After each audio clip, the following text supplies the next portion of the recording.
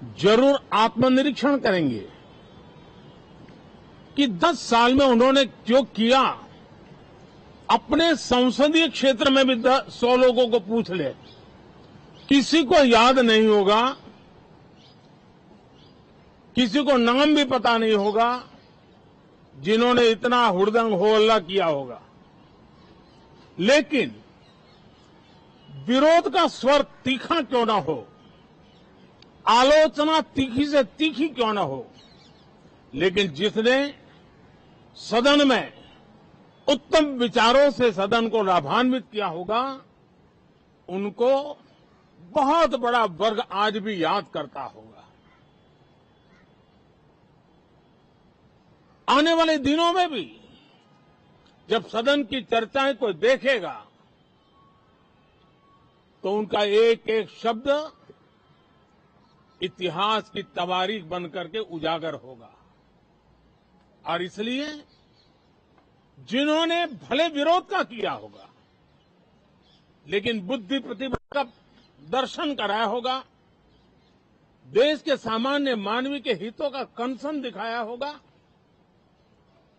हमारे खिलाफ तीखे से तीखी प्रतिक्रिया की होगी, उसके बावजूद भी मैं अवश्य मानता हूं कि देश का एक बहुत बड़ा वर्ग, लोकतंत्र प्रेमी सभी लोग इस व्यवहार की सराहना करते होंगे। लेकिन जिन्होंने सिर्फ और सिर्फ नकारात्मकता, हुड़दंग, शरारतपूर्ण व्यवहार ये जो किया होगा, उनको शायद कोई याद करे। लेकिन अब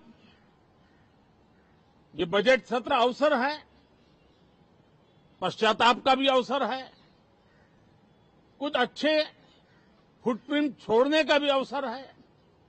तो मैं ऐसे सभी माननीय सांसदों से आग्रह करूंगा कि आप इस अवसर को जाने मत दीजिए, उत्तम से उत्तम परफॉर्म कीजिए, देश हित में उत्तम से उत्तम अपने विचारों का लाभ सदन को दें और देश को भी उत्साह और उमंग से भर दें।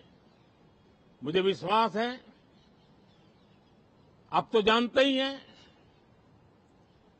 कि जब चुनाव का समय निकट होता है तब आमतौर पर पूर्ण बजट नहीं रखा जाता है।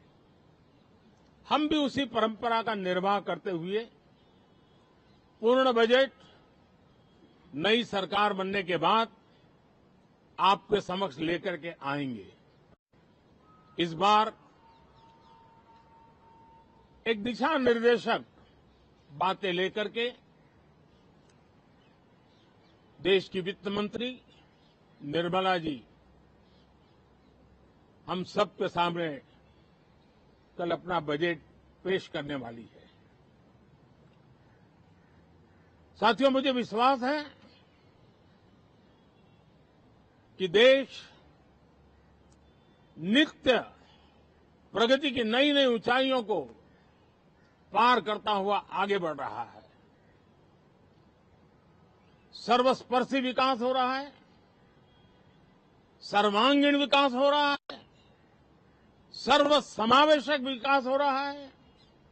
ये यात्रा जनता जनार्दन के आशीर्वाद से निरंतर बनी रहेगी। इसी विश्वास के साथ फिर आप सभी को मेरा राम राम। तो प्रधानमंत्री नरेंद्र मोदी को आप सुन पा रहे थे, जो कि बजट सत्र को लेकर महत्वपूर्ण बातें कह रहे थे, क्योंकि आज से बजट सत्र की शुरुआत हो रही है। राष्ट्रपति द्रौपदी